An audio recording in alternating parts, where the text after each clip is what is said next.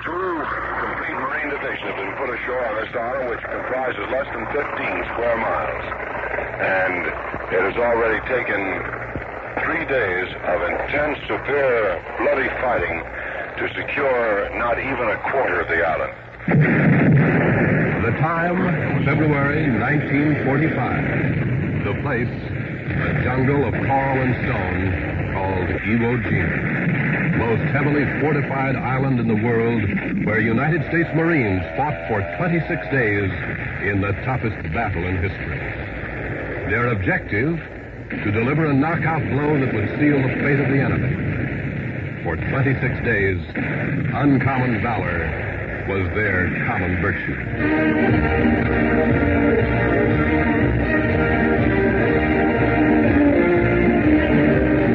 A Common Virtue, a program commemorating one of the most heroic chapters in Marine Corps history, the Battle for Iwo Jima. This anniversary broadcast is presented as a public service by this station in tribute to the pride, loyalty, and uncommon valor that have characterized America's great force in readiness, the United States Marine Corps.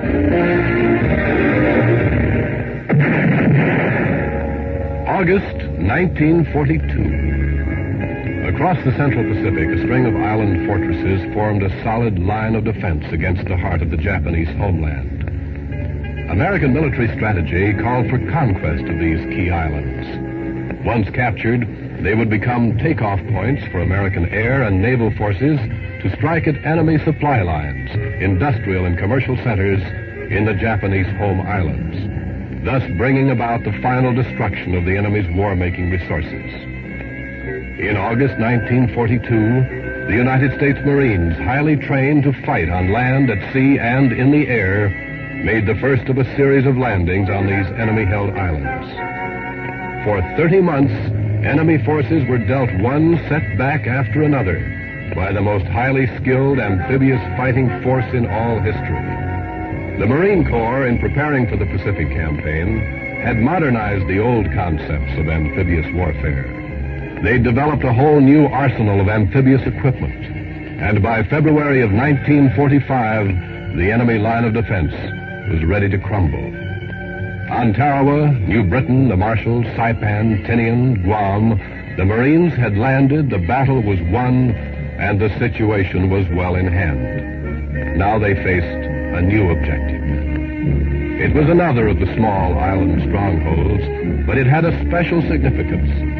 Victory on this island would, for the first time, place our naval and air forces within striking distance of Tokyo.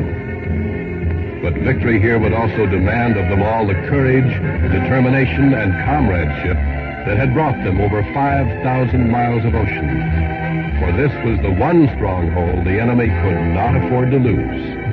This was Iwo Jima, the Gibraltar of the Pacific. The island was shaped like a giant fan of solid rock, all covered with black volcanic ash. Didn't even look like it was worth fighting for. But the enemy had completed 2 airfields, and their planes were taken off from here to attack the bases we'd already secured. Nobody had to tell it to the Marines. We knew it was worth fighting for. And the enemy knew it, too.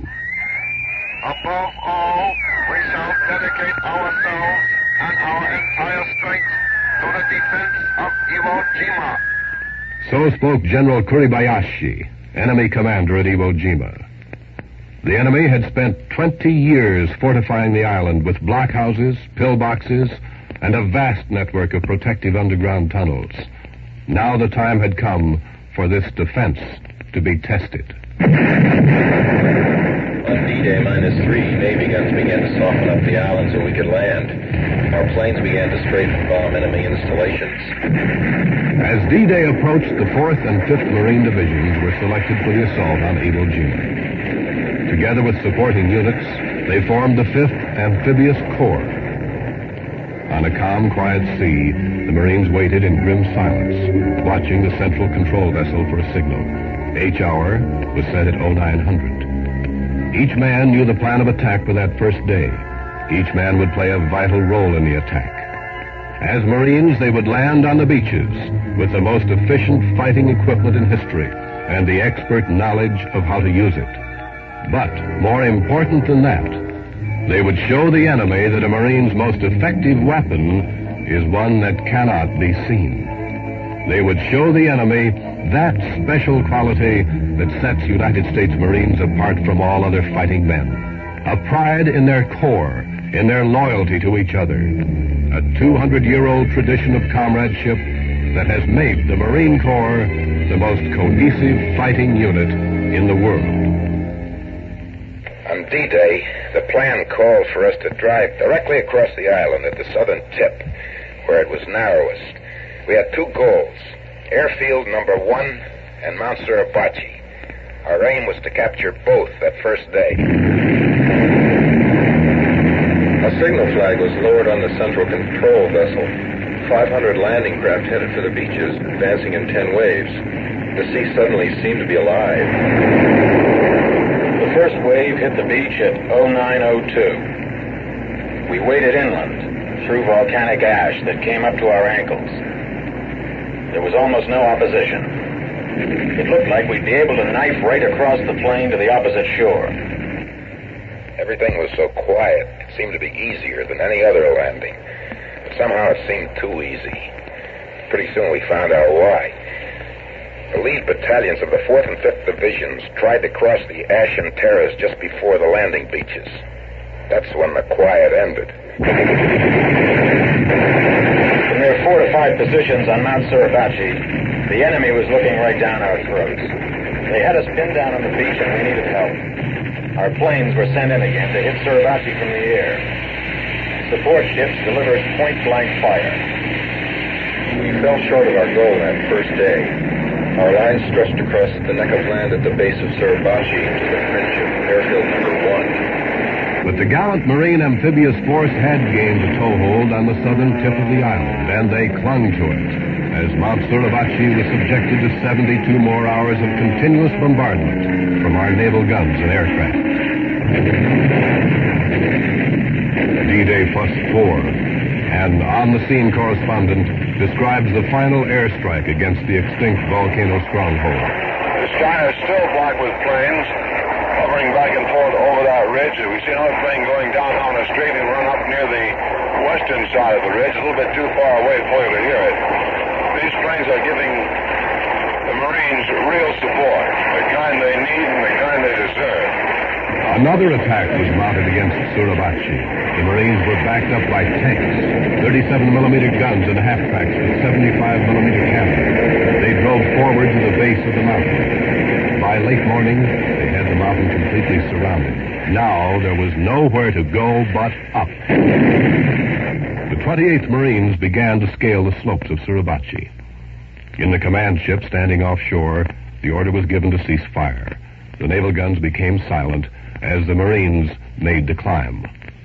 At 10:15, they scrambled over the lip of the crater. There they were challenged by a small defending force of enemy troops. A short but fierce fight developed. Enemy resistance was put down. At the base of the mountain, other Marine units waited for a sign that Suribachi was ours. On the crater, some of the men had located a length of Japanese iron pipe. They secured a small American flag to one end. The flag was raised. Suribachi was ours. As one eyewitness viewed it, the Iwo Jima flag raising was the single biggest morale builder of any battle ever fought.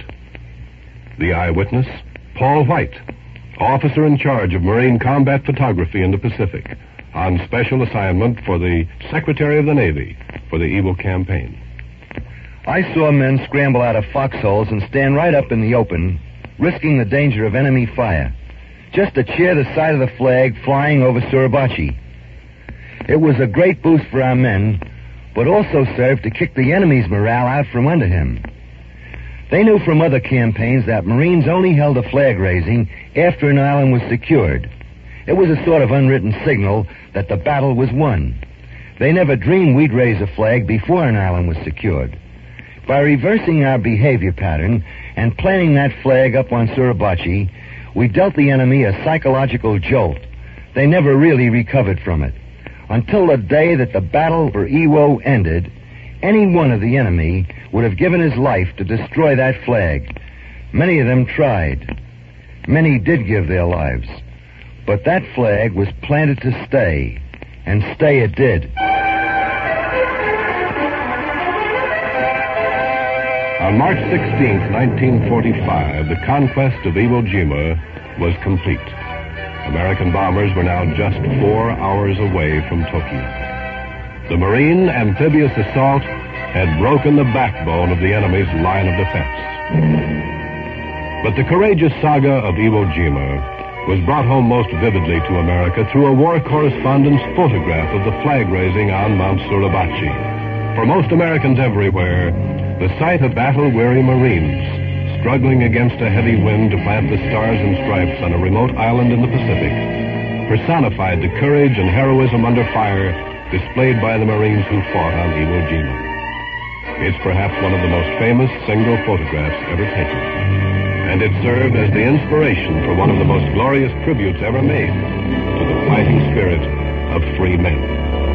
During the close association with the Marines was an inspiration to me and increased my admiration for the men of the Corps. There are countless people who for a very long time have expressed the wish that Marines be commemorated and memorialized for their brave deeds and bitter fighting in so many far places. The speaker, Felix de Weldon, American sculptor of Austrian descent, who, less than 24 hours after the event, began preliminary work on a memorial statue to the Marines who fought the battle for Iwo Jima. To put my true feelings into words would be beyond my own powers of expression here today. A sculptor does not work with words. His medium is bronze and stone, and through this medium I have expressed my true feelings for the Corps and for those who died fighting with the Marines since 1775. De Weldon dedicated himself to this memorial, receiving close cooperation from the Marine Corps. When he was finished, some 9.5 years later, the flag raising at Suribachi had been immortalized in the largest bronze statue in the world, the Marine Corps War Memorial in Arlington, Virginia. The men who fought and won the battle for Iwo Jima upheld the most outstanding tradition in the United States Marine Corps, being a Marine, and all that it implies. Its meaning can be found in the words of Lieutenant General Howland M. Smith, commanding general of the 5th Amphibious Corps at Iwo Jima. In retirement at his home in La Jolla, California, General Smith offered this retrospective comment. Uncommon valor has always been a common virtue of the Marine Corps since its very inception, and always will be as long as our flag flies. Call it morale, call it esprit de corps, call it honor. The tradition of being a Marine is that special quality that sets the United States Marines apart from all other fighting men. It cannot be found in manuals, for it's not a tangible thing. Yet it remains the basic reason for the pride they have in their Corps and in their loyalty to one another. It was not by chance that on the battle-torn beaches of Iwo Jima, uncommon valor was their common virtue.